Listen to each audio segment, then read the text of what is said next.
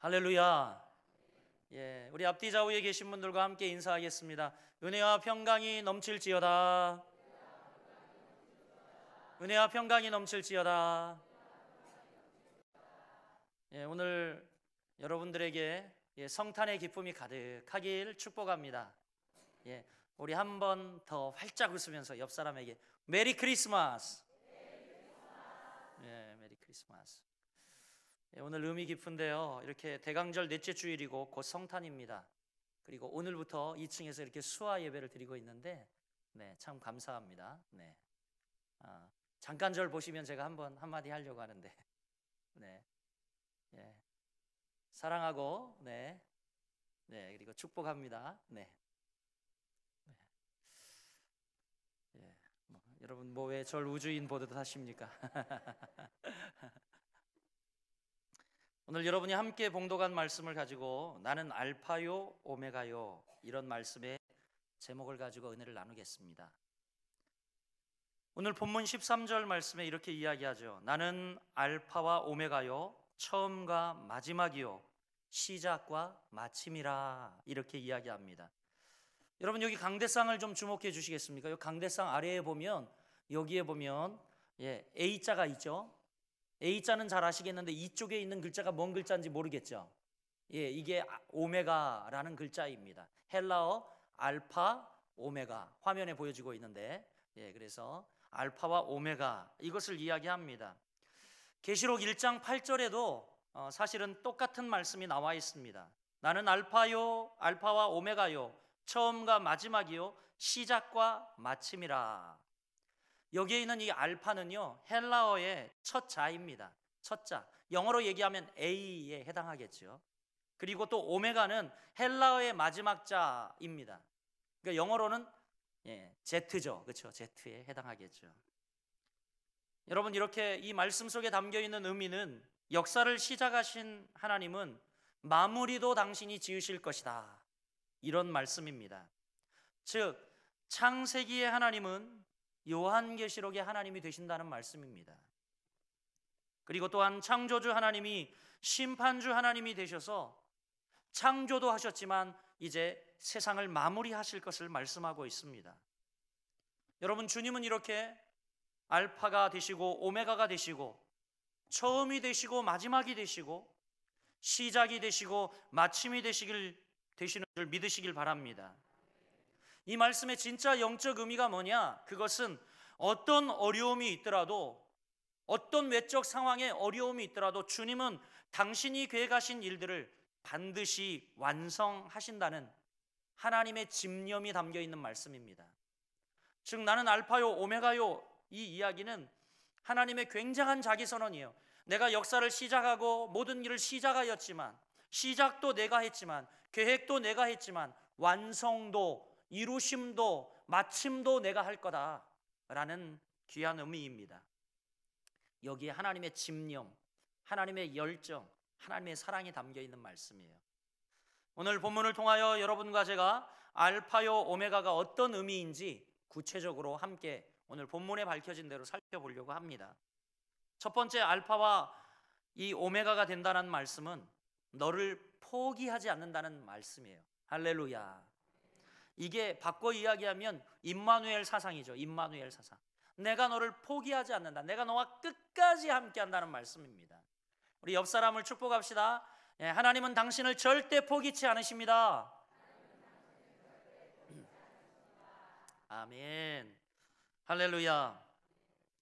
사람들은 많은 일을 벌려놓고 시작하기만 하지 책임지고 끝내는 사람은 별로 없습니다. 그렇잖아요. 시작하기는 좋아합니다. 그래서 아이고 또 저 사람 벌렸군, 그런 이야기 많이 합니다. 그렇죠? 그러나 마침이 깨끗하고 잘 맞춰지는 사람은 그닥 많지 않음을 우리는 봅니다. 그러나 하나님은 당신이 시작하신 일은 반드시 아름답게 계획하신 대로 마무리 이루시는 하나님임을 여러분 믿으시길 바랍니다. 잠언 18장 14절 말씀에 이런 말씀이 있습니다. 사람의 심령은 그 병을 능히 이기려니와 심령이 상하면 그것을 누가 일으키겠느냐, 이런 말씀이 있어요. 어떤 뜻입니까 여러분? 사람이 마음 먹으면 능히 병도 이길 수 있다는 겁니다. 그런데 그 마음이 무너져 버리면, 이 사람의 마음 상태를 잘 이야기하죠. 쉽게 사람은 그런다는 거예요. 사람이 마음이 무너져 버리면 그 병을 누가 능히 고치겠냐, 이런 말씀이에요. 이 이야기의 여러분 실제적 이야기를 좀 들려드리면, 미국의 한 군의관이었던 쿠시너라고 하는 소령이 있었습니다. 그는 이 월남전에 참여했었는데 1967년 월맹군의 포로가 되었습니다. 미군 27명이 포로가 되었는데, 여러분 단시간 내에 그 중에 10명의 미군 포로가 죽는 것을 그가 눈으로 목격한 겁니다. 참 안타까운 일이었죠. 그런데 그들이 죽는 모습을 가만 보니까 그들의 이 포로 생활은 절망과 죽음의 관계에서 비롯된다라는 것을 그는 발견을 합니다. 그 중에 특별히 아주 이 강력한 용사가 한 명 있었습니다. 미 해병 특공대 출신으로 그는 아주 이지적이고 억세고 날렵하고 다른 모든 병사들보다 탁월함을 보이는 로버트 하사관이었어요. 그런데 여러분, 처음 보았을 때도 다른 포로들에 비해 그는 월등히 체격도 뛰어날 뿐 아니라 눈에 그냥 반짝반짝 광기가 서려 있고, 그리고 얼마나 여러분 건실해 보였는지 생기가 흘러넘쳐, 비록 많이 굶어 몸은 수수깡이 같이 말랐지만 그는 여러 중노동이나 어려운 일들을 잘 견디어냈습니다. 그것은 단 한 가지 이유 때문이었어요. 뭘까요, 여러분? 자유에 대한 희망 때문이었습니다. 자유에 대한 희망 때문에. 교활한 월맹군들은 그것을 잘 활용하였습니다. 그래서 이 포로들을 마음껏 부리기 위해서 이제 미군 포로 중에 잘 듣는 사람들 2사람을 이게 풀어준 겁니다. 자유의 몸이 되게 한 거예요. 그러니까 뭘 보여줬냐면, 너희들도 말 잘 들으면 어떻게 해요? 놔주겠다라는 거예요. 그러면서 다음은 아마 로버트 하사관이 그 다음 차례가 될 것이라고 이야기를 한 거예요. 그러니까 여러분, 안 그래도 생활 잘하는 이 로버트 하사관이 어떻겠습니까? 그렇죠. 더 열심히 했겠죠. 더 고난도 잘 견디고 솔선하고 아주 포로 생활 중이지였지만, 잘 먹지도 못하고 잠도 못 자고 심한 중노동에 시달렸지만 그는 더 열심히, 이제 6개월 후면 나는 자유의 몸이 되리라는 정말 기쁨과 확신 때문에 그는 잘 견디고 이겼습니다. 그런데 6개월이 지났는데 이 월맹군은 약속한 그를 석방시켜주지 않았습니다. 그동안은 이 모든 그 고통을 극복하며 희망이 육체적 생물학적 한계를 극복하도록 하였는데, 이제 6개월이 되었는데 그를 석방시켜주지 않는 겁니다. 그래도 좀 더 참았어요. 이제 좀 지나면 될래나 보다 1개월을 더 기다렸으나 약속은 이행되지 않고, 게다가 이 월맹군 이 포로 장교의 태도는 더욱더 냉담해졌어요. 그 마음이 이제 포기를 한 겁니다. 이제 틀렸구나 생각한 거예요. 이제 난 끝이야 라고 생각했습니다. 그래서 그는 심한 우울증에 빠졌습니다. 불면증에 빠졌습니다. 그리고 얼마 되지 않아서, 정말 수일 되지 않아서, 보름이 채 되지 않아서 그는 군의관 품에 안겨 죽으며 이런 유언을 남겼습니다. 어머니, 아버님 정말 사랑합니다. 그리고 바바라, 당신을 용서하오. 이 바바라는 이 당시 월맹군 포로를 관리하는 이 장교였어요. 그리고 여러분 죽었어요. 마지막 남긴 말입니다.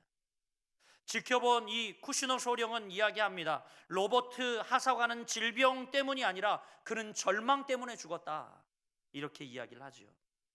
자신이 아무리 노력해도 소용이 없으며 앞으로도 소용이 없을 것이라고 믿게 되었을 때 그는 마침내 죽고 말았다. 쿠시너 소령은 이렇게 회고를 하고 있습니다. 자유를 향한 애타는 그리움과 희망은 죽음의 수용소에서도 원기왕성한 삶을 살게 해주었으나, 그러나 이제 소망이 꺾인 절망감은 인간을 병들거나 죽게 만들었다. 불의를 행하는 자가 우리를 짓밟고 개가를 부를 때에 우리는 절망감에 빠질 수 있습니다. 그렇지 않습니까? 불의를 행하는 자가 더 승승장구하고 잘 나가고 더 잘되고 또 우리를 더 폭정하고 괴롭히고 우리를 짓누를 때 여러분, 우리는 절망할 수 있어요. 그러나 여러분, 서두에 읽었던 잠언 18장 14절 말씀은 뭐라고 이야기합니까? 사람의 심령은 그 병을 능히 이기려니와 심령이 상하면 그것을 누가 일으키겠느냐라고 말씀합니다. 뿐만이 아니라 성경은 이렇게 이야기합니다. 여러분, 아무리 불의를 행하는 자가 우리를 짓밟고 외형적인 상황들이 우리의 자유를 억압하고 우리가 짓누르게 된다 할지라도, 그러나 성경은 이렇게 이야기하죠. 행악자를 인하여 불평하지 말며 저희는 풀과 같이 배임을 볼 것이요 푸른 채소같이 쇠잔하리로다. 이렇게 이야기합니다. 그들이 잘 되는 것 같으나 일시적이라는 겁니다. 풀이 배임같이 배임을 당할 거고 채소가 금방 시들어 버림 같이 그들은 금방 시들 거라고 이야기를 합니다. 할렐루야. 또 그뿐이 아니라 시편 37편 4절에 보면 시편 기자는 어려움 중에 이렇게 고백을 합니다. 뭐라고 고백합니까? 우리 같이 읽어보겠습니다. 화면에 있습니다. 시작. 또 여호와를 기뻐하라. 저가 내 마음의 소원을 이루어 주시리로다. 할렐루야. 할렐루야. 여호와를 기뻐하라. 저가 내 마음의 소원을 이루어 주시리라 라고 말씀합니다. 사랑하는 여러분, 유한한 우리에게 하나님만이 변치 않는 소망을 주십니다. 불치의 병이라는 선고를 받았을 때의 인간은 절망하며 이 절망감 때문에 병을 극복할 힘을 잃게 됩니다. 그러나 어떤 절망적 상황 가운데 있어도 우리는 주 안에서 소망을 발견할 수 있습니다. 할렐루야. 왜요? 복음은 우주 최대의 희망이기 때문에 그렇습니다. 한번 따라해 보겠습니다. 복음은 우주 최대의 희망이다. 아멘. 여러분 그렇게 믿으시죠? 복음은 우리에게 우주 최대의 희망입니다. 우리가 넘어지고 실패하여도 마귀가 공격하여도 하나님은 반드시 우리를 구원하시고 축복하시며 교회를 영광스럽게 하실 것입니다. 그래서 역사의 마지막은 해피 엔딩. 뭐라고요? 해피 엔딩. 역사의 마지막은, 아니 역사의 마지막은 거룩하고 영광스러운 홀리 엔딩이 될 것입니다. 아멘. 그렇게 믿습니다. 여러분, 역사의 알파와 오메가가 되시는 주님이 우리 인생의 알파와 오메가가 되십니다. 나는 알파와 오메가다. 너를 태어나게 하고 새롭게 한 것은 나다. 그러므로 내가 아무리 넘어지고 깨져도 내가 너를 붙들고 연단하여 빚어서 끝까지 끌고 갈 것이다. 내가 완성할 것이다. 내가 책임질 것이다. 결코 난 너를 포기하지 않을 것이다. 여러분, 이것이 바로 주님이 우리를 붙들어 주시는 알파와 오메가 되신다는 약속입니다. 여러분 믿으시고 이 주님을 붙드는 여러분들이 되시길 주의 이름으로 축복합니다. 둘째, 알파와 오메가의 의미는 어떤 의미냐면, 여러분 오직 그리스도만이 예배의 대상이라는 의미입니다. 할렐루야. 16절 말씀을 우리 같이 한번 봉독하겠습니다. 16절 시작. 나 예수는 교회들을 위하여 내 사자를 보내어 이것들을 너희에게 증언하게 하였노라. 나는 다윗의 뿌리요 자손이니 곧 광명한 새벽별이라 하시더라. 아멘. 여러분 지금 이상하잖아요. 요한계시록을 마무리하고 있는 이 시점에 주님은 자기 자신을 다시 소개하고 있습니다. 주님을 소개하고 있어요. 아니 기왕이면 시작할 때 하든지 이제 마칠 때에 지금 주님은요 자기 자신을 소개하고 있습니다. 나는 뭐라고 이야기합니까? 난 다윗의 뿌리다 라고 이야기를 해요. 다윗의 뿌리다. 다윗의 뿌리다. 그리고 다윗의 뿌리요 자손이다 라고 말합니다. 이것은 내가 바로 언약의 자손이다. 하나님이 나를 붙드시는 약속된 자녀라. 이런 이야기죠. 그러면서 광명한 새벽별이라 이렇게 말씀합니다. 그리고 우리에게 주님만을 바라보라고 하시는 이야기입니다. 지금 이 요한계시록을 맞추면서도 너희들이 끝까지 바라보고 끝까지 예배해야 할 대상은 바로 그리스도 예수시니라 라고 말씀하시는 것이죠. 여러분 예수님 한 분만이 알파와 오메가 되시고요, 역사의 시작이고 마지막이시며 오직 예배의 대상이 되십니다. 할렐루야. 할렐루야. 오늘 우리가 누구를 예배하고 있습니까 여러분? 예수 그리스도이시죠. 저 때문에 이 교회 나온 거 아니시지 않습니까? 또 누구 때문에 나온 것이 아니라 이 자리에 나와 있는 우리 존재 자체의 목적이 그리스도께 예배하러 나오셨습니다. 할렐루야. 여러분, 예수님만이, 그분 한 분만이 예배의 대상이요 예배를 받으셔야 할 분이라는 것은 성경 전체를 관통하는 일관된 외침입니다. 창세기에서부터 요한계시록까지 계속해서 오직 우리의 예배의 대상은 바로 한 분 그리스도 예수밖에 없다라는 외침이 계속 담겨 있습니다. 우리가 살펴보았지만 요한계시록에 보니까 적그리스도는 어떻게 이야기합니까? 내가 세상에 성공을 줄 테니까 자기에게 예배하라고 합니다. 심지어 예수님이 금식하고 난 뒤에 예수님에게 찾아가서 예수님께 자기에게 절하라고 이야기합니다. 사탄은. 그러면 예수님에게 내가 이 세상 전부를 주겠다고 이야기합니다. 사탄이죠. 마귀입니다. 여러분, 이렇게 적그리스도는 세상에 성공을 줄 테니 자기를 예배하라고 유혹하고 핍박하지만 우리는 흔들리지 말아야 합니다. 여러분에게는 이런 공격이 없는 줄 아십니까?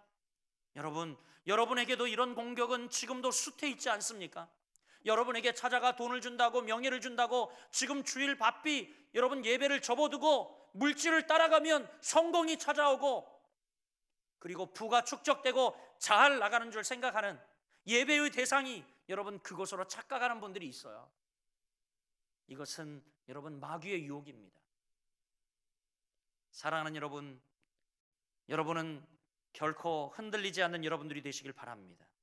우리 한번 선포합시다. 우리의 예배의 대상은 오직 하나님 한 분이십니다. 오직 예수님 한 분이십니다. 아멘. 할렐루야. 그분은 오늘 본문 말씀에 보니까 광명한 새벽별이다 이렇게 이야기를 하고 있죠. 여러분, 온 우주를 통치하시는 분임을 상징하는 것이 광명한 새벽별입니다. 혹시 여러분 새벽별이 언제 나타나는 줄 아십니까? 그냥 이런 맨 밤중에는 나타나지 않습니다. 언제 나타나냐면 바로 해가 뜨기 직전 가장 어두울 때, 그때 새벽별이 나타나요. 아시는지 모르겠어요. 여러분, 진짜 막 해가 떠오르기 직전이 가장 어두운데 그때에는 간밤에 보이지 않았던 별들까지 다 보입니다. 새벽별이죠. 새벽별이 나타납니다. 그때가 새벽별이 나타나죠. 어둠이 가장 짙게 깔리는 시간, 그때가 광명한 새벽별이 비치는 시간이라는 겁니다. 여러분, 지금 우리가 살고 있는 세상은 역사의 밤이 깊어가고 있습니다. 이 세상은 죄가 간영하여 죄악으로 밤이 점점 더 깊어져 가고 있습니다. 그러나 그럴수록 그때가 바로 우리 주님이 가까이 오시는 시간임을 여러분 깨달아 하시길 주의 이름으로 축복합니다. 그때가 가까워지고 있어요. 가까워지고 있습니다. 부인할 수 없는 사실입니다. 따라 여러분, 이때에 우리가 더욱 주님만을 예배하는 저와 여러분 되시길 주의 이름으로 축복합니다. 마지막 셋째, 알파와 오메가의 진정한 의미는 뭐냐? 셋째는요, 바로 그분이 영원한 운명을 확정짓는 분이시라는 거예요. 영혼의 주인이시라는 것. 여러분의 운명을 누가 확정 지을까요? 그분이 짓는 거예요. 그분이 알파와 오메가다. 그것은 바로 여러분의 운명, 그것을 확정 짓는 분은 바로 그분이시다. 그것을 말씀하고 있는 겁니다. 우리가 살고 있는 이 시대를 포스트 모던 시대라고 이야기합니다. 즉 바꿔 이야기하면 포스트 모던주의의 여러분 핵심 가치는 뭐냐면 상대주의예요. 상대주의. 이게 참 웃기는 겁니다. 왜냐하면 선과 악의 구별이 모호합니다. 상황에 따라 달라지고요. 선과 악이 상황에 따라 달라지고 환경에 따라 달라져요. 상대적 가치로 평가를 받습니다. 이게 아주 웃기는 거예요. 여러분, 성경은 분명히 동성연애가 죄다라고 이야기를 합니다.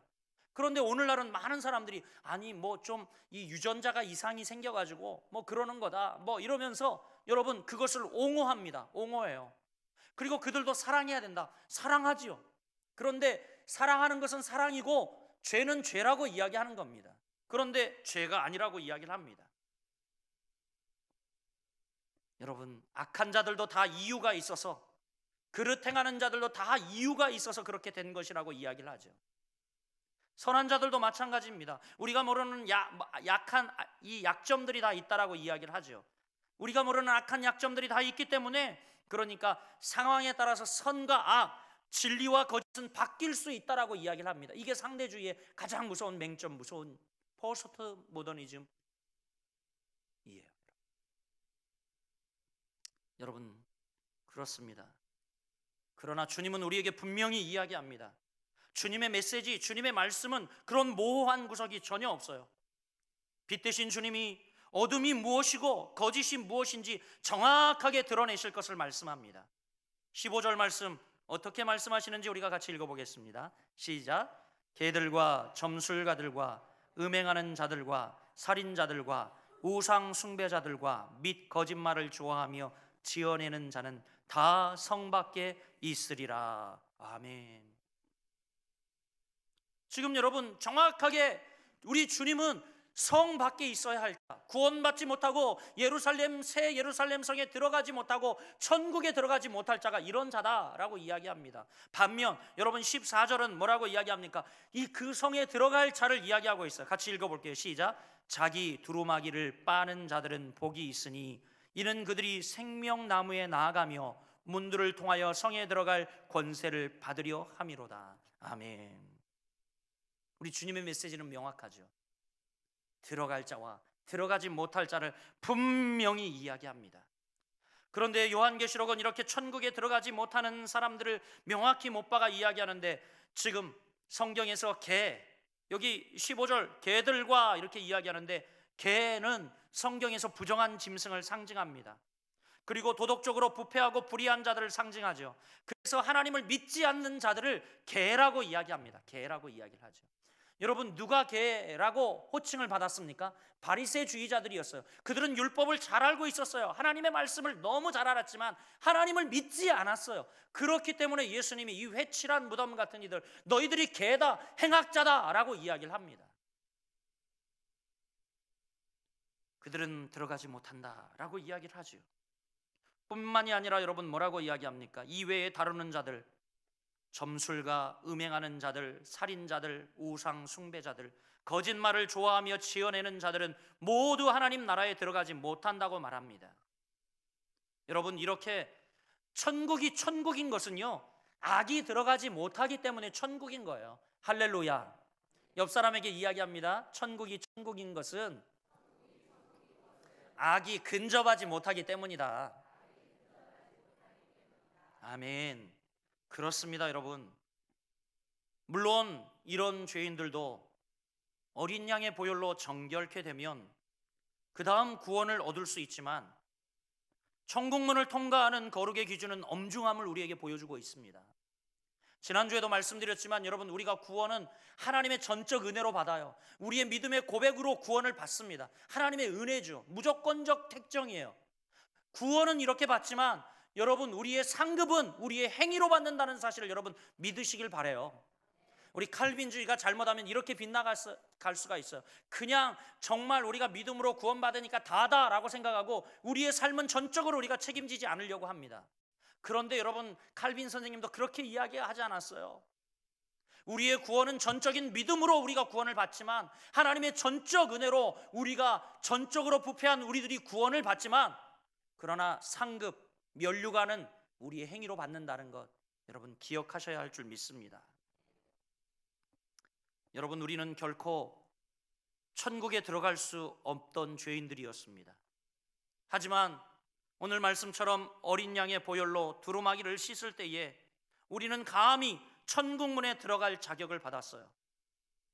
천국은 용서받은 죄인들이 용서받은 죄인인 우리들이 감사함으로 용서받은 죄인들인 우리들이 겸손함으로 들어가는 것이 천국임을 여러분 믿으시길 바랍니다. 아, 나 하나님의 은혜로 구원받았어 뻣뻣해가지고 이렇게 들어가는 것이 천국이 아니에요. 여러분 천국은 정말 구원받을 수 없는 조건과 자격인 나를 사랑하신 그 하나님 앞에 너무 감사함으로 그래서 겸손함으로 들어가는 것이 천국이라는 겁니다. 여러분 직분이 천국을 보장해 주지 않아요. 깨달아 하시길 바랍니다. 그렇습니다 여러분. 성경은 천국과 지옥에 대해 아주 분명히 이야기를 합니다. 주님의 재림은 사람들의 영원한 운명을 확실히 결정짓는 사건이 될 겁니다. 주님이 오시면 우리의 운명을 확실히 결정지을 거예요. 천국이냐 지옥이냐, 천국이냐 영원한 불못이냐, 버려지느냐 쓰임 받느냐, 영원한 복락과 기쁨을 안고 살아가느냐, 아니면 영원한 저주의 형벌 아래 그치지 않는 뜨거운 지옥의 용광로 불에서 영원한 고통을 받겠느냐, 그때에 확정 지어질 거라고요. 예수님이 심판하러 오시면 말이죠. 그래서 여러분, 계시록 곳곳에는 언급하고 있습니다. 천국문을 통과하는 기준을 언급하고 있죠. 오늘 그런데 이 본문을 마치면서 마지막에 또다시 다뤄지고 있다는 것이 참 신기하지 않습니까? 이제 성경이 다 끝나고 마무리되어지는 이 마지막 시간, 이제 이번 주 요한계시록 강의하고 마지막 주일 요한계시록 한 번 남았어요. 끝이에요. 성경의 마지막 이야기를 하면서 지금 주님은 또다시 천국문을 통과하는 기준을 사도 요한에게 계시하여 보여주고 있어요. 14절에 보여주고 있죠. 우리가 읽었는데 다시 한번 읽어볼까요? 들어가는 기준 읽어봅시다. 시작. 자기 두루마기를 빠는 자들은 복이 있으니 이는 그들이 생명나무에 나아가며 문들을 통하여 성에 들어갈 권세를 받으려 함이로다. 자기 두루마기를 빠는 자들이 복이 있대요. 그들이 구원 얻는다는 겁니다. 거룩한 성에 들어갈 자격, 천국에 들어갈 자격을 얻는데, 여러분, 우리가 잃었던 그 생명나무를요, 생명나무에 나가게 된대요. 나간다는 말은 따서 먹고 우리가 영원한 생명, 영생을 취할 수 있는 자리에 들어가게 된다는 이야기예요. 근데 여기에 들어가는 자격이 뭡니까? 두루마기를 빤다. 두루마기를 빠는 자들, 그들이 들어갈 수 있다라고 이야기합니다. 영적인 의미죠. 바로 어린 양 예수 그리스도의 보혈의 피로 깨끗이 씻기어 의롭게 된 우리 하나님의 백성들을 의미합니다.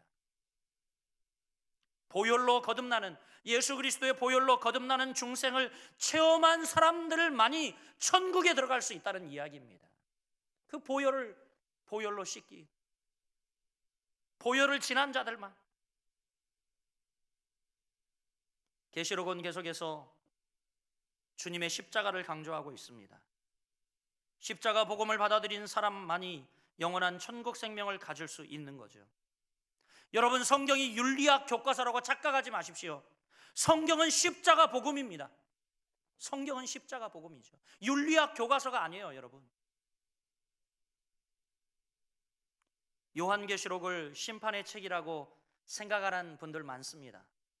그러나 다른 관점으로 봐야 할 필요가 있습니다. 의외로 이 요한계시록은 하나님의 백성을 향한 축복의 메시지가 어마어마하게 많이 담겨 있어요. 우리는 흔히 여러분들이 기준하고 있는 세상에서 무병장수하고 돈 많이 벌고 자식이 잘 돼야 축복이라고 생각하지만, 성경은 최고의 복이, 최고의 축복이 그리스도의 보혈로 천국 가는 것이 최고의 축복이라고 말합니다. 여러분, 정말 복의 기준을 어떻게 가지고 있는지 모르겠어요. 여러분, 돈 많이 벌고 높은 자리에 올라가고 자녀가 잘 되는 것, 이것이 여러분 복의 기준입니까? 아니요, 우리는 이미 큰 복을 받았어요. 감당할 수도 없는 아주 큰 복을 받았는데, 바로 예수 그리스도의 보혈의 피로 여러분, 우리는 두루마기 빠는 자가 되어서 예수님의 생명록에 김종일 이름이 기록되어 하나님의 자녀로 구별받았다는 거죠. 천국의 주인공이 되었다는 겁니다. 할렐루야, 할렐루야. 이런 복을 우리에게 기록하여 말씀해주고 있어요, 요한계시록은. 그래서 새하늘과 새 땅에 있는 모든 치유와 평안함과 풍성함을 누릴 수 있는 권세를 우리가 받게 되었다라고 말합니다. 계시록은 결코 심판에 초점이 맞춰진 책이 아닙니다. 주님의 백성이 기다리는, 주님의 백성을 기다리는 천국의 복에 초점이 맞춰진 책이죠.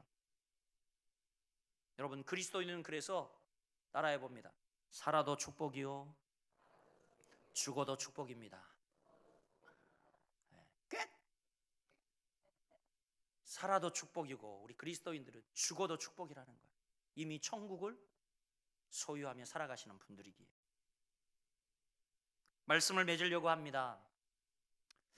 여러분, 높이가 주는 힘을 위치 에너지라고 합니다. 높이가 주는 힘. 예를 들어요, 제가 여기서 이렇게 이 볼펜을요, 한 자루를 여기서 이 강단에서 요로 이렇게 딱 떨어뜨려요. 자, 떨어뜨리면 이렇게 떨어집니다.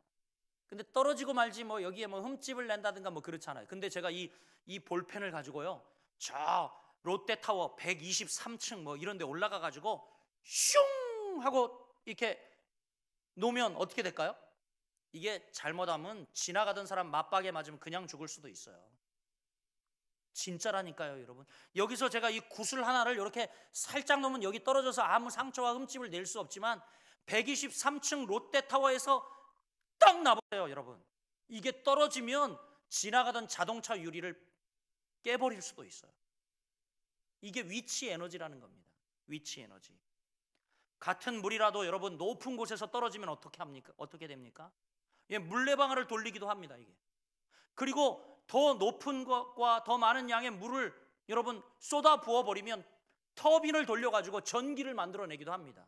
지금 이 전기가 그래서 만들어진 거 아니에요? 저 청풍대 막아 가지고 여러분, 그래서 이게 만들어진 거 아닙니까? 잘 모르시네. 그렇다니까요, 여러분. 위치 에너지라니까. 위치 에너지 이게. 예.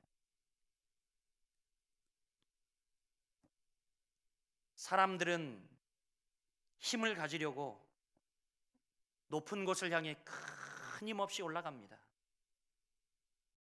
그래서 그 위치 에너지로 권력을 가지고 재물과 명성을 얻으려고 하죠. 발악을 합니다. 하지만 하나님이 우리에게 주시고자 하는 높은 곳은 바로 여러분 하나님 자녀의 자리입니다. 아무도 아멘 안 하실 줄 알았어요. 왜냐하면 세상적으로 높아지고 높은 위치의 에너지를 가져야 여러분 좋아하리. 하나님이 우리에게 주시고자 하는 여러분 위치의 에너지는요, 우리가 하나님 자녀 되는 그 자리예요. 그 자리는 우리 스스로의 힘이나 세상의 어떤 힘으로도 다다를 수 없는 곳입니다. 오직 하나님 아들 예수 그리스도가 인간의 몸을 입고 이 낮고 낮은 땅에 하늘 보좌를 버리시고 가장 높은 곳에서 가장 낮은 곳인, 신학적으로 그래서 여러분 이것을 그리스도의 비하라고 이야기합니다. 비하. 그리고 가장 높은 자리에 계심을 다시 부활 승천하심을 승귀라고 그래요. 신학적 용어로 그렇게 이야기를 합니다. 승귀. 그런데 여러분 원래 그 자리로 가신 거죠. 원래 그분은 가장 높은 보좌 왕자에 계셨던 분이에요. 그런데 가장 낮고 천한 죄인된 우리를 구원하시기 위해서 이 낮고 낮은 이 땅에 오셨어요. 여러분 얼마나 이 높이의 차이가 정말 어마어마합니까? 여러분 저 하늘 끝에 다다라 올라가 보신 분 계십니까? 하나님이 계신 곳까지 아무도 없죠. 여러분 그 높은 곳에서 이곳까지 내려오셨단 말이에요. 얼마나 큰 위치 에너지가 발생했겠습니까? 바로 이것이 이 낮고 낮은 자리에 임하실 때에 주님이 오실 때에 발생한 여러분 영적 위치 에너지가 있는데, 그것은 바로 우리가 하나님 자녀 되게 하시는 놀라운 역사가 일어났다는 거예요.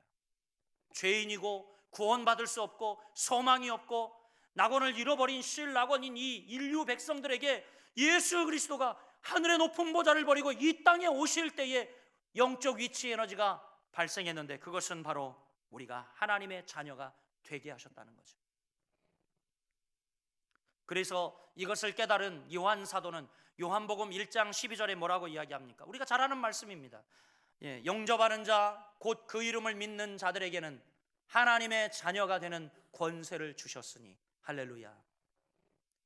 예수님 왜 이 땅에 오셨습니까? 그분이 이 땅에 낮고 천한 이 땅에 오실 때에 바로 죄인된 저와 여러분들이 그분의 영적 위치의 에너지로 하나님의 자녀가 되는 권세를 입었음을 믿으시길 바랍니다. 누구도 들어갈 수 없는 그 천국문을 여는 놀라운 영적 여러분 축복이 되었다는 거죠. 오늘 이 구원의 복을 저와 여러분이 누리며 예수 그리스도께서 이 낮고 낮은 땅에 오신 이유를 깨달아 알며 함께 나는 알파요 오메가요 라고 말씀하시는 주님의 귀한 말씀을 받아 주님이 여러분을 포기하지 않으며 주님만이 예배의 대상이며 또한 이제 훗날 우리의 영원한 운명을 확정짓는 그 일에 우리를 하나님 자녀 삼아주시기 위해서 알파와 오메가 되시고 이 땅에 오셨음을 기억하며 오늘도 영광 돌리는 저와 여러분 되시기를 주님의 이름으로 간절히 축복합니다.